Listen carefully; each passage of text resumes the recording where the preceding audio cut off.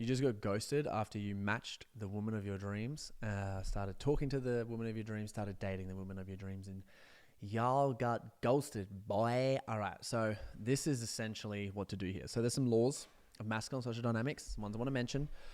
Law of non-attachment, framing, and positioning. Extremely important here. So essentially in this one is, and push and pull. So essentially here is just, there's a law of push and pull. If you haven't watched the last couple of videos, please go and listen to those. There's one on push and pull that go through a text message, the live one above this video. Watch that first, right? If you haven't watched that, watch the hell out of that, because that teaches you how to essentially get a good match. But what happens is if your positioning and framing is off because you don't feel authentic, you're not comfortable, 100% comfortable in your body or showcasing yourself online and in person, what is going to happen is you're going to set yourself up to fail unconsciously, but on purpose. And what that looks like is you don't go all in on your dating profile. You don't go all in on your messages. You're not having fun. You don't feel like, there's too much pressure that you're putting on yourself. And it just makes it kind of just feel like, oh my God. And that's why they're ghosting you. In the law of push and pull, you're giving way too many pushes and not enough pulls. Push and pull is an equal and opposite exchange. You can read someone's text messages, and if a guy has lent in like 5 times in one message, like, hey, how you going? I really liked who you are. I'd love to go get a coffee with you sometime because you seem really cute and you seemed interesting. That's like 6 pushes. If a guy instead messages a woman and says,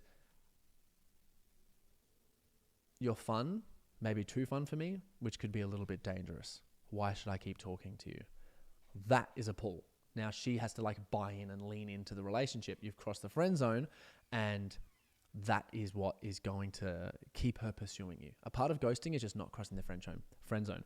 So many men are scared to put in their intention for a woman to let her know what that is, when all you have to do is put in a push and a pull directly speaking to the relationship, which is like, I don't know if you're going to be a really good fit for me, but you have to look for a red flag. You don't look for things to manipulate her to do a pull. Like, that is completely authentic and wrong, and will ruin everything. And then what happens is later on in the relationship, you will get really anxiously attached to her, and she'll be like, oh my God, and leave. Like, that's just going to happen anyway. So unless it's authentic and it's a genuine red flag that you've learned from the disqualification process, it's going to feel so ridiculously hard.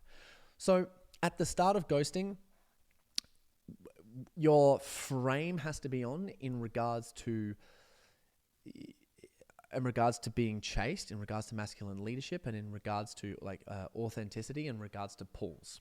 So, and fun. So to get permission is a law of masculine social dynamics as well, where essentially if you want to give your love, you want to ask a woman deep questions, you want to ask her out on dates, you want to talk about emotional stuff with her, you want to like talk about sexual things with her, that's never going to happen until you get permission. And the only way to get permission is fun in a way that you think is fun, that she's also stimulated by. Now, if you're having fun with a woman and she's not having fun with you, and your two senses of humor and idea of fun are different, you're not a good match. Move on. Doesn't matter how pretty she is, doesn't matter the values that she has, doesn't matter how interesting she is.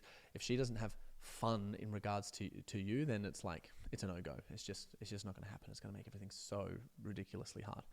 So the law of non-attachment that comes in for this is, women in this, the law of non-attachment comes under the pillar in masculine social dynamics of understanding women, is women have no attachment to outcome. They have no attachment to pacing of the relationship. They have no attachment to timing of the relationship. They have no attachment to the future of the relationship. Women are inherently extremely present. And it's whenever they get in the past or whenever they get in the future, which is when they're like, oh, get like crazy emotional. It's wild to watch. So if they're not attached to the outcome, they don't care about the pacing of the relationship, they don't care about the timing of the relationship. As a guy, if you care about those things more than disqualifying her and having fun with her in order to see if she's a good fit for you, and you start buying into those outcomes, it'll just ruin everything. That's what will completely ruin your frame. She'll be unattracted to you and she'll ghost you straight away. And if you're giving too many pushes early on and you're not crossing the friend zone, she's going to go, oh my God, he's like everyone else. Like, this is why people say never engage in small talk. I don't mind a bit of in small talk. I think it's fine, masculine social dynamics, if you've already got frame and positioning. If you don't have frame and positioning, like if you met her at a party, it was your party that you were at, you had a few people that were talking to you, introduced her to a few people, and you had already disqualified her a few times and crossed the friend zone, and then you started having some small talk, fine. You've achieved positioning.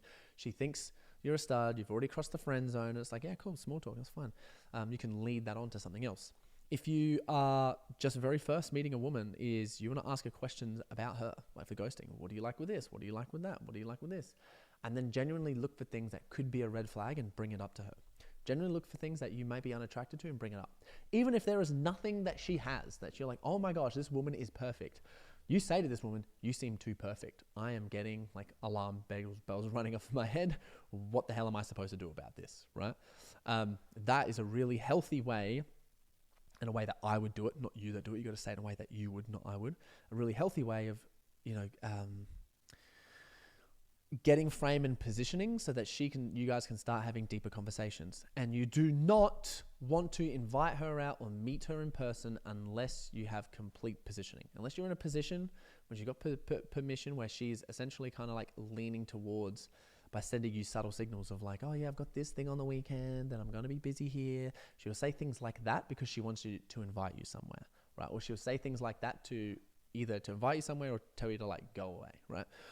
But if you're working on crossing the friend zone and creating some tension, then the ghosting is going to be extremely low. But that is going to happen when you're not addicted or you have no attachment to any outcome whatsoever, whether it's pacing, timing, the future, meeting up in person, like all of those things are attachments, and you don't want to have any of those. Because the question I ask is, why would you want to meet up with a woman? Like, what is it about her that is going to be so good that you are willing to give up your time, your energy, your effort to go and spend money on her, spend time on her and get to know her, because she's going to be able to support, is she going to be able to support you in your life? Because if you haven't got green flags or green ticks from that, or you don't know for sure that she could be that person, there's no point meeting up with her.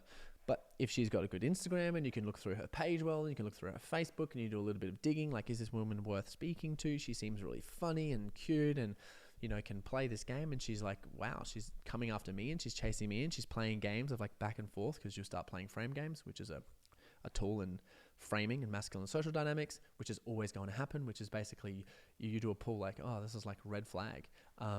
Should I be leaning in or should it be dangerous? And she just says, ha, ha, ha, ha.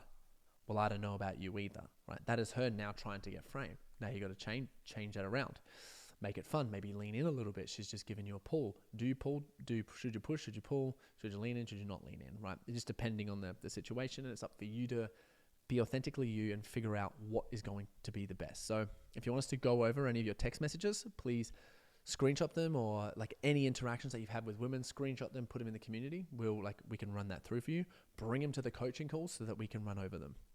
What I would like you to do, if this is you and this is in your position, is go over like your last few ghosting messages. Like, go and find them. Go look at them, screenshot them, and write a post in the community, or if you're journaling or whatever it is, get them down and just figure out, was it the law of push and pull? How did you get framing and positioning? And what were you attached to in those moments? Like, what were you feeling in your body that could have been attached? You run through those. Oh my goodness, is going to blow your mind and give you so much clarity and context, like forever, right? Because you're like, oh wow, I can't believe I do this. Because you'll continuously have shitty experiences where you're getting ghosted all the time by what could be like your future wife, all because you just didn't know these things. Could be years of pain, suffering, money, energy, time, effort, just because you didn't know this stuff. So get that through, get that done. Can't wait to see it. See you guys in the next one.